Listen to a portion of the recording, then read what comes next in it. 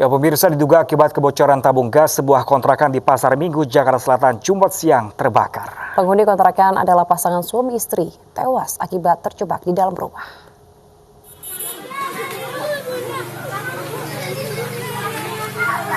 Kepulan asap membumbung tinggi saat sebuah kontrakan berlantai 2 di Jalan Rawa Bambu 1, Pasar Minggu, Jakarta Selatan, hangus terbakar pada Jumat siang. Kebakaran ini diduga terjadi karena kebocoran pada selang tabung gas. 9 mobil pemadam pun dikerahkan untuk memadamkan api. Naas, pasangan suami istri penghuni kontrakan tersebut ditemukan tewas di dalam kamar mandi. Keduanya tewas karena tidak dapat keluar saat api membakar tepat di pintu keluar rumah tersebut. Diduga, keduanya memilih menyelamatkan diri di kamar mandi. Namun asap yang mengepul menyebabkan pasutri ini tewas. Posisi korban ada di kamar mandi. Jadi rupanya korban itu bukan mati terbakar, dia mati kena gas panas, racun kebakaran. Sementara, kedua korban jiwa langsung dibawa ke Rumah Sakit Fatmawati, Jakarta Selatan guna proses otopsi. Dari Jakarta, Sofyan Firdaus, iNews melaporkan. Sementara itu, pemirsa, tak kuat menanjak, sebuah truk penuh muatan di kota Pemantang Siantar, Sumatera Utara berjalan mundur dan menabrak rumah warga dan satu unit motor.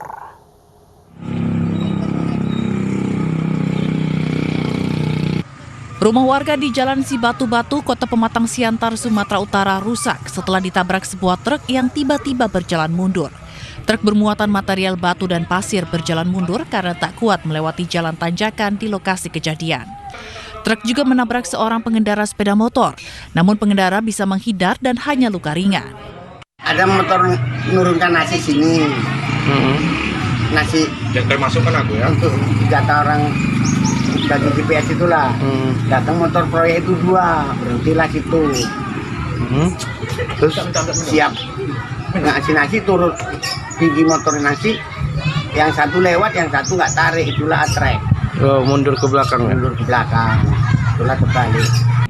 Pihak Satlantas Polres Pematang Siantar mengolah tempat kejadian perkara serta memeriksa sopir truk. Dari Pematang Siantar, Sumatera Utara, Dharma Setiawan, iNews melaporkan. Sementara itu, pemirsa, polisi menggelar perkara kasus prostitusi online yang melibatkan selebgram TA. Dan hasil penyelidikan sementara, polisi menyatakan mucikari MR alias Mami Alona memiliki jaringan prostitusi yang luas.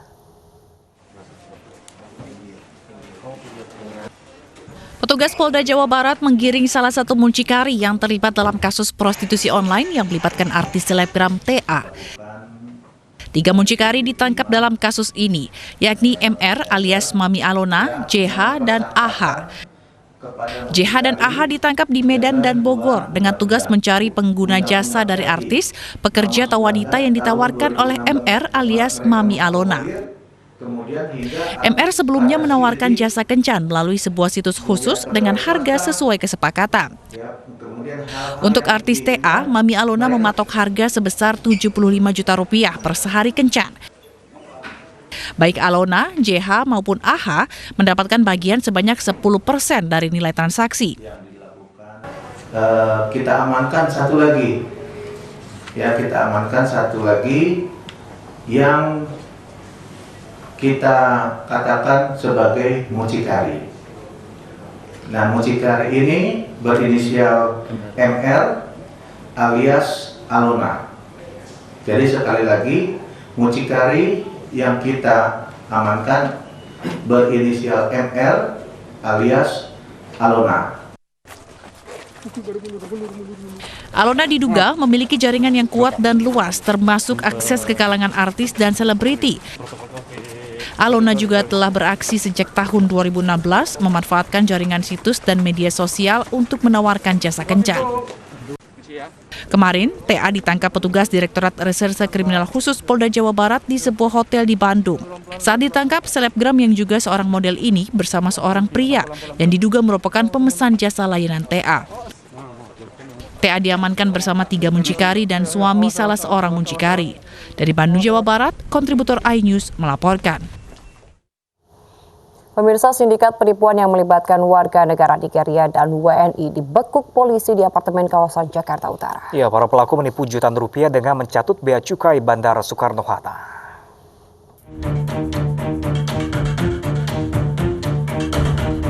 Tiga warga negara Nigeria dan 2 WNI ditangkap tim Garuda Satuan Reskrim Polresta Bandara Soekarno-Hatta saat berada di sebuah apartemen di wilayah Jakarta Utara. Kelima pelaku merupakan sindikat penipuan melalui jejaring sosial mengatasnamakan Bea dan Cukai Bandara Soekarno-Hatta. Para pelaku menyasar korban melalui pertemanan di dunia maya. Setelah 3 bulan berkomunikasi, pelaku berpura-pura akan ke Indonesia dari Amerika Serikat dengan membawa uang 4,2 miliar rupiah. Pelaku kemudian meminta korban untuk mentransfer uang sebesar 17,6 juta rupiah sebagai biaya administrasi pengurusan di kantor Bea dan Cukai. Untuk meyakinkan korban, seorang pelaku WNI menelpon korban dan mengaku sebagai pegawai Bea dan Cukai Bandara Soekarno-Hatta. Pelakunya ada 3 ya, warga negara asing, ada 2 warga negara Indonesia perempuan, masih 1 DPO yang sekarang memang berada di Afrika sana. Dia adalah otak daripada kejahatan ini, karena tugasnya, perannya adalah dia memprofiling, mencari siapa yang menjadi korban-korban melalui dunia maya, melalui media sosial yang ada. Dari penangkapan kelima tersangka, polisi juga menangkap 4 pelaku lain di Garut, Jawa Barat, serta Surabaya, Jawa Timur. Para pelaku dijerat pasal penipuan serta Undang-Undang Komunikasi dengan ancaman hukuman 6 tahun penjara. Dari Tangerang, Banten, Hasnugara, iNews melaporkan. Ya pemirsa, sebanyak 155 orang yang diduga peserta aksi 18.12 ditahan karena membawa senjata tajam dan juga narkoba. Dan sementara 22 peserta dinyatakan reaktif COVID-19 usai uji rapid test di kawasan Monumen Nasional.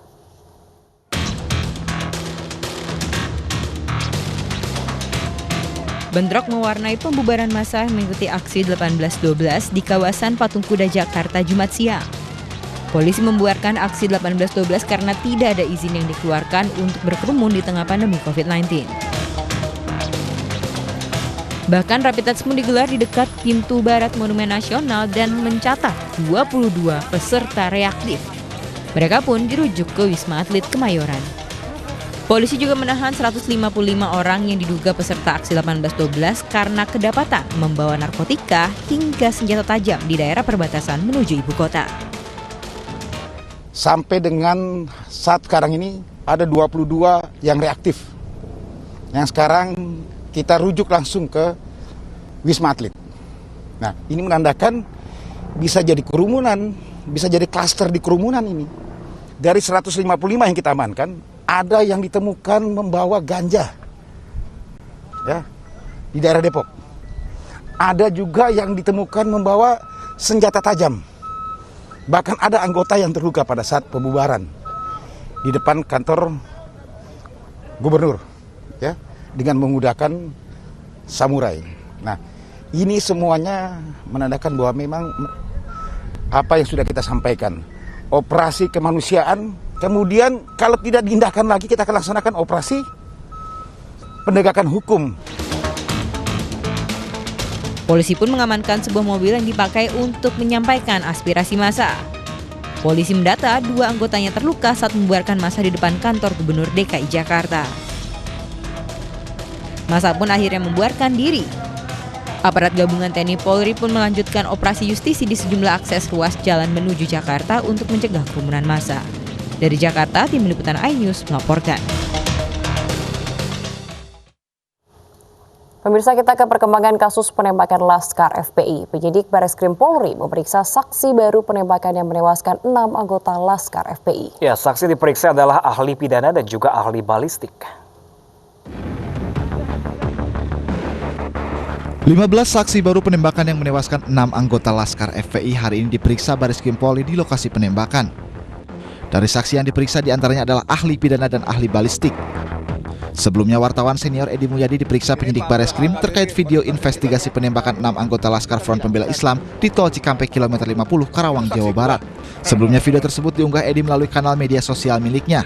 Dengan didampingi tim kuasa hukumnya, Edi mengaku tidak mengetahui detail pemeriksaan dirinya sehingga tujuan kedatangannya masih bersifat klarifikasi. Nggak ngerti, kita makanya mau datang nih. Ini komandan kita nih, Bang Abdullah Katiri. Gitu. Sudah sempat tidak hadir itu kenapa Bang? Saya udah kasih pemberitahuan ke penyidik, saya berhalangan ada kegiatan lain. Jadi kalau kalian ada yang tulis, ada yang bilang mangkir, aduh jangan gitulah ya. Sama-sama, kan wartawan juga, jangan gitu-gituin.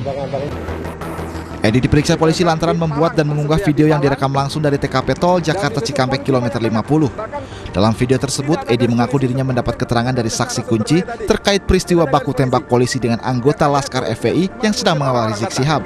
Tidak ada polisi, tidak ada. Tim kedokteran forensik Rumah Sakit Polri Kramat Jati Jakarta Timur memenuhi panggilan Komnas HAM Kamis 17 Desember 2020. Pemanggilan tim dokter yang mengotopsi 6 jenazah Laskar FPI untuk mengungkap kasus penembakan. Tim Liputan iNews melaporkan. Ya, pemirsa, jelang libur Natal dan Tahun Baru, Bandara Internasional Soekarno-Hatta dipadati penumpang. Penumpang juga antri melakukan tes COVID-19 demi menyertakan surat hasil tes rapid antigen sebagai syarat perjalanan. 248. Antrian penumpang untuk melakukan rapid test di Bandara Soekarno-Hatta masih ramai hingga Jumat malam. Namun keramaian berkurang jika dibandingkan pada Jumat pagi. Antrian ini terjadi lantaran Pemprov DKI Jakarta mewajibkan setiap orang yang hendak masuk atau keluar Jakarta untuk menyertakan hasil rapid test antigen. Rata-rata calon penumpang telah mengantri selama 2 jam untuk melakukan rapid test sesuai dengan nomor antrian. PT Angkasa Pura II juga telah menurunkan tarif tes untuk swab PCR yang semula Rp885.000 menjadi Rp800.000 untuk hasil 24 jam. Sementara rapid test antigen dari harga Rp385.000 menjadi Rp200.000 untuk hasil 15 menit. Sedangkan rapid test antibody dikenakan biaya Rp85.000 untuk hasil 15 menit. Fasilitas tes COVID-19 ini berlaku setiap hari selama 24 jam di Bandara Soekarno-Hatta. Sementara itu, PT Angkasa Pura I Bandar Udara Internasional I Gusti Ngurah Rai Bali juga membuka layanan rapid test antigen mulai 18 Desember 2020 dengan biaya sebesar Rp170.000. Langkah ini diambil menyusul surat edaran Gubernur Bali yang mewajibkan penumpang pesawat untuk menunjukkan surat keterangan hasil negatif uji swab berbasis PCR. Tim Liputan iNews melaporkan. Sementara itu, pemirsa, petugas gabungan menggelar operasi di titik perbatasan, yakni di Cakung, Jakarta Timur. Ya, sejumlah pengendara yang tidak mengenakan masker dihentikan dan dilakukan swab antigen. Hal ini untuk mendeteksi COVID-19 dari warga yang keluar masuk Jakarta.